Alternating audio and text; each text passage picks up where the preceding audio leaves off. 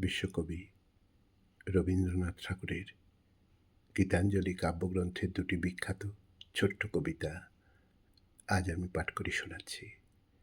প্রথম কবিতা। তব সিংহাসনের আসন হতে এলে তুমি নেমে। শুরু করছি।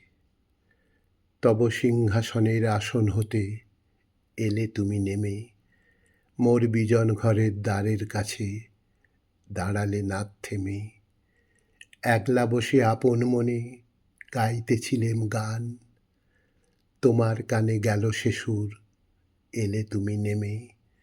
মোর বিজন ঘরের দ্বারের কাছে দাঁড়ালে নাথ থেমে। তোমার সভায় কত না গান, কতই আছেন গুণী, গুণহীনের গানখানি আজ বাজল তোমার প্রেমে।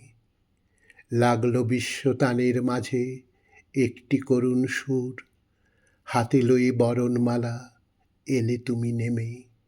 মোর বিজন ঘরের দ্বারের কাছে দাঁড়ালে নাথ থেমে। তব সিংহাসনের আসন হতে এলে তুমি নেমে। তব সিংহাসনের আসন হতে এলে তুমি নেমে। আমার দ্বিতীয় কবিতা। তুমি আমার আপন, তুমি আছো আমার কাছেই। শুরু করছি। তুমি আমার আপন, তুমি আছো আমার কাছেই, এই কথাটি বলতে দাও হে বলতে দাও। তোমার মাঝে মোর জীবনের সব আনন্দ আছে, এই কথাটি বলতে দাও হে বলতে দাও। আমায় দাও সুধাময় সুর, আমার বাণী করো সুমধুর।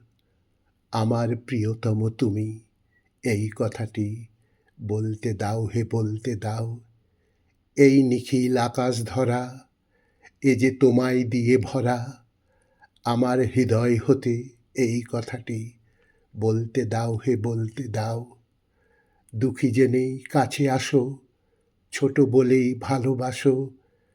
আমার ছোট মুখে এই কথাটি বলতে দাও হে বলতে দাও।